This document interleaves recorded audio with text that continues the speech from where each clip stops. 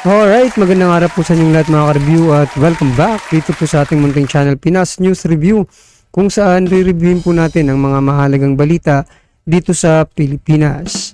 Mga simpleng komento sa mga issue dito sa Pinas. Yan mga ka-review natin, no? At ito nga po, lagot, grabe nangyari, China sleeper cells, nahuli ng NBI mga ka-review natin, no?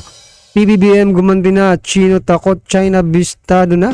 Yan mga ka-review natin, patungkol po riyan ang ating bibigyan ng reaksyon, komento at kritisismo, no?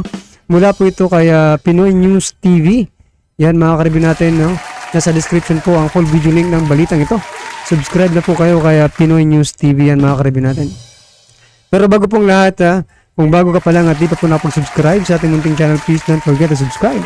At i-click na rin po ang bell notification para updated po kayo sa lahat ng ina-upload sa ating reaction video, yan mga ka-review natin, no? At ito na nga mga ka-review natin, no? Yung sinasabi pong sleeper cells, yan mga ka-review natin. Ginuhugol ko po mga ka-review natin kasi hindi, first time ko rin marinig ito. Ang kahulugan niya po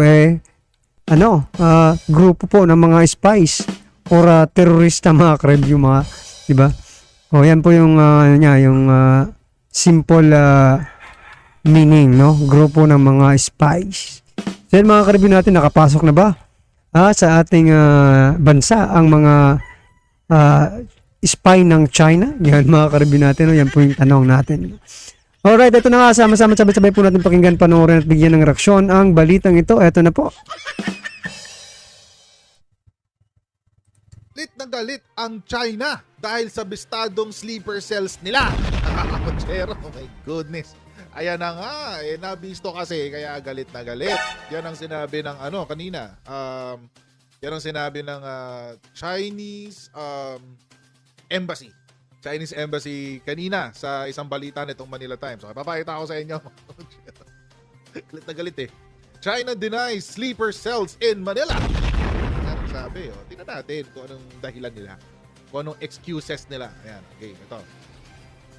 The Chinese Embassy in Manila belied allegations that China is maintaining sleeper cells and conducting infiltration and intervention activities in the Philippines. Alam nyo mga kutsero, bakit sila nagsalita ng ganito? Kasi nitong October 17, ito yung balita, may naaresto ang NBI. Ano yung naaresto?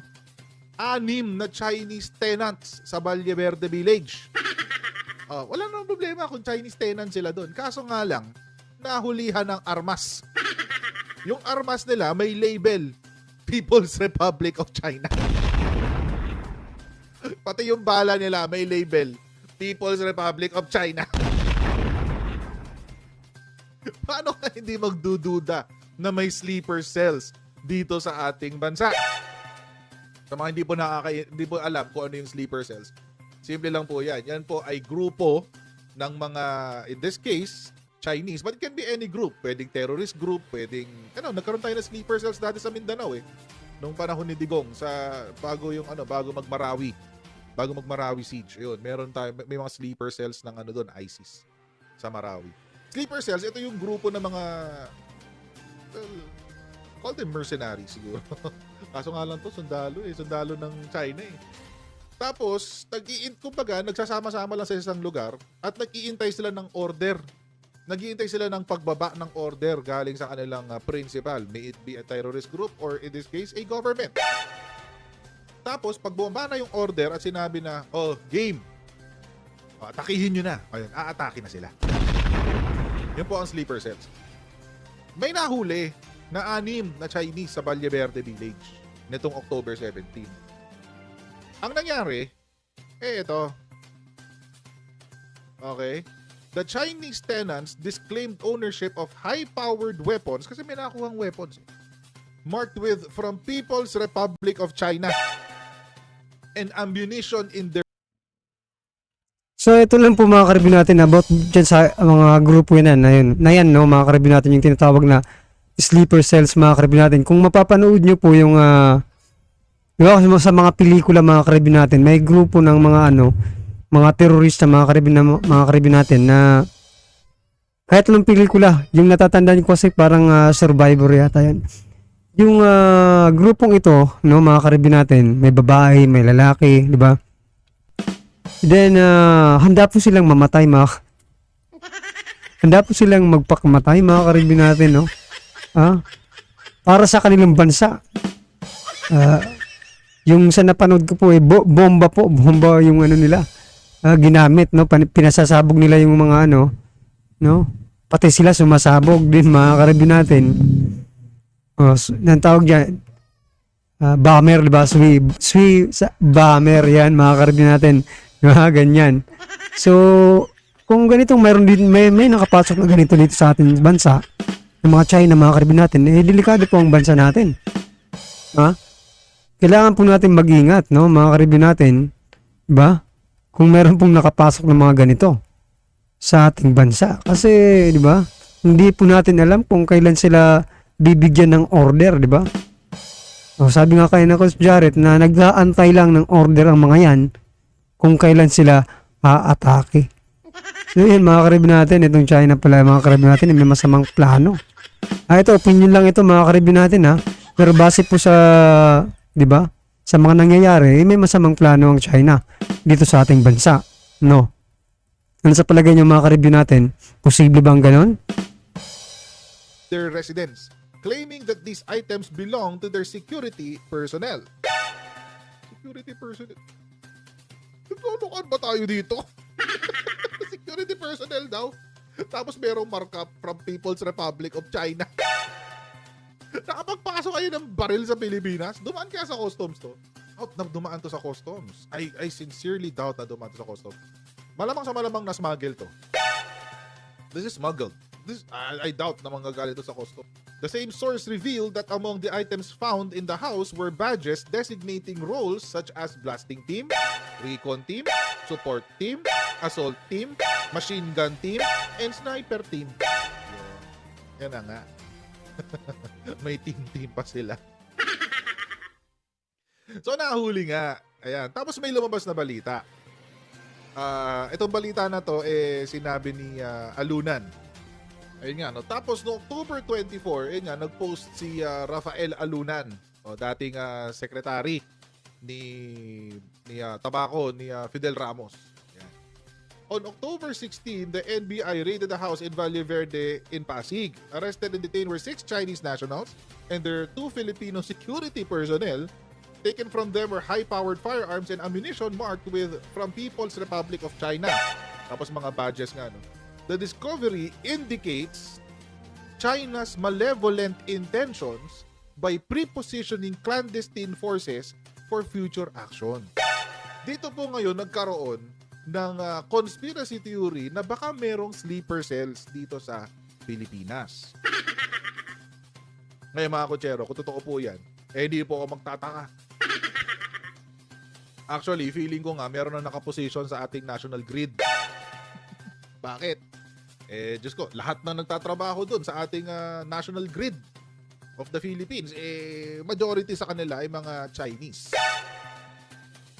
So pag sinabi ng China na, i-shutdown na yung national grid ng Pilipinas, wala. Kasi state-owned yan yung kumpanya na nag-invest dyan na 40% dyan sa ating national grid ay state-owned energy company ng China. Tapos karamihan na executives nila puro Chinese. But anyway.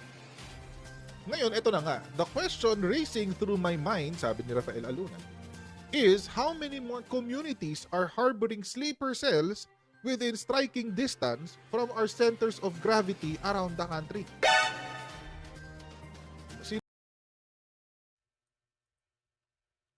Yan yung mga ka-review. Yan lang yung nahuli nila, mga ka-review natin. Paano kung sa iba't ibang lungsod ng ating bansa, mga ka-review natin, meron palang ganyan, di ba?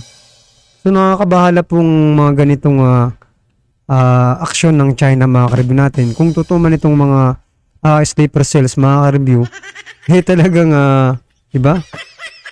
Di natin masabi, mga ka-review natin, no? Kasi kapag tinupak ang mga jutak ng mga ito, mga ka-review natin, talagang delikado po tayo. Lalo na ang ating mahal na Pangulo, mga ka-review natin. Isipin mo, may mga team-team pala yan. May sniper team, no? May assault. Nako. Baka isang batalyon na pala ang nandito sa Pilipinas, hindi lang natin alam mga ka-review natin, no? Nandito na pala lahat ng mga kasundaluhan nila. Nakaposisyon na mga ka-review. At nag-aantay na lang ng order. Nako. Delikado po ang Pilipinas pag nagkaganyan mga ka-review natin sa dami ng mga incheck at check. Ba? Mga checkwa dito sa bansa natin, no? Talagang di mo masasabi kung kalaban ba o kakampi. Sino kaya ang mga nakatira malapit sa Malacanang, malapit sa Senado, malapit sa Kongreso, sa Supreme Court, sa ating mga kapitolyo, sa headquarters ng Armed Forces, PMT, Coast Guard, EDCA sites, etc., etc. Saan kaya sila nakaposisyon? Yun. Nung kumalat itong Facebook post na ito, which is, 60-40. 60% possible, 40% hindi possible. Pero, alam nyo na, mga kotsero, ang China ba, do you think, walang strategy for espionage? Meron yan. Aning yan eh. May mga spy activities yan. So, malamang sa malamang, meron na talagang sleeper cell sa Pilipinas. Alam nga nila kung kailan tayo magre-resupply ng BRP Sierra Madre pag may resupply mission, alam nila kung kailan. Nakakaposisyon sila ng mga barko. So yan mga ka-review natin, talagang baka lang Baka nasa loob ng gobyerno din itong mga sleeper cells mga ka-review natin yung mga spy ng China. Nako, napakaano naman ngayon, no? Napakalaking pala nito mga ka-review natin, napakalaking problema po nito. Kung ganito po ang mangyayari, di ba? Hindi natin alam kung nandiyan ba sa Kongreso, Senado, di ba? Nasa kabinete, di ba? Mga ka-review natin, wala po tayong makuhang Kaya kailangan po na pagtibayin po talaga ang intelligence community mga ka-review natin, no? Yung mga nagkakalap ng mga impormasyon. Kailangan po talagang gumalaw-galaw mga ka-review natin. Yan pa yung mahirap, no? Oo nga mga ka-review, yan pa yung mahirap. Kung pati dyan sa intelligence community, pinapasok na po ng China mga ka-review natin, talagang mahirap po na. Ba? Wala ka nang pwedeng pagkatiwalaan pa. Nako po. Alam na nila yan. Meron talaga. So ito na nga, kumalat nga itong Facebook post na to ni Rafael Alunan III, October 24. Kaya ngayon, galit na galit ang China. Galit na galit ang Chinese Communist Party, ang komunistang China. At ipinadaan nila yan sa kanilang Chinese Embassy sa Manila. Ngayon ito sabi, "We strongly oppose and condemn such baseless allegations and malicious spreading of disinformation." Ay, kayo nga, nagpapakalat kayo ng disinformation sa Pilipinas. Ano yung disinformation nyo? Na kayo ang merong historical rights dyan sa West Philippine Sea. Pinapakalat nyo, tigas ng mukha nyo. So yan mga ka-review natin, galit na nga po itong China mga ka-review natin kasi nabisto na po. Bistado na po ang kanilang mga galawan dito sa Pilipinas mga ka-review natin Ay nako, buti na lang at maaga pang na-discover ito mga ka-review natin, no? At hindi pa huli ang lahat, pwede pa maitama, no? Ang mga ganitong gawain ng China mga ka-review natin. Bistado na kaya ito. Depensa, todo depensa yung kanilang ambassador mga ka-review natin patungkol po dito sa balitang ito, dito sa nahuli po ng NBI. Nahulihan po ng mga dekalibring armas at may tatak pa na ng China mga ka-review natin. At dinideny pa nila. Nako po, na hindi po sa kanila yon. Nako. Ano po ang inyong reaksyon dyan sa sekretong pag-atake? Yan mga ka-review natin. China bistado na. Nahuli po. Nahuli na yung mga naunang ipinadalhan ako. Diba? Alright mga ka-review natin, ano naman po ang reaksyon? I-comment lang po sa baba para at alam po ng ating mga kababayan ang inyong nararamdaman patungkol po dito sa balitang ito. Alright? Yan mga ka-review natin, huwag din po kalimutan mag-subscribe kay Pinoy News TV. Nasa description po ang full video link ng balitang ito. Alright, at kung bago ka pa lang at di pa po nakapag-subscribe sa ating munting channel, please don't forget to subscribe. At i-click na rin po ang bell notification para updated ka po sa lahat ng ina-upload nating reaction video. Yan mga ka-review natin subscribe na po kayo. Maraming salamat po.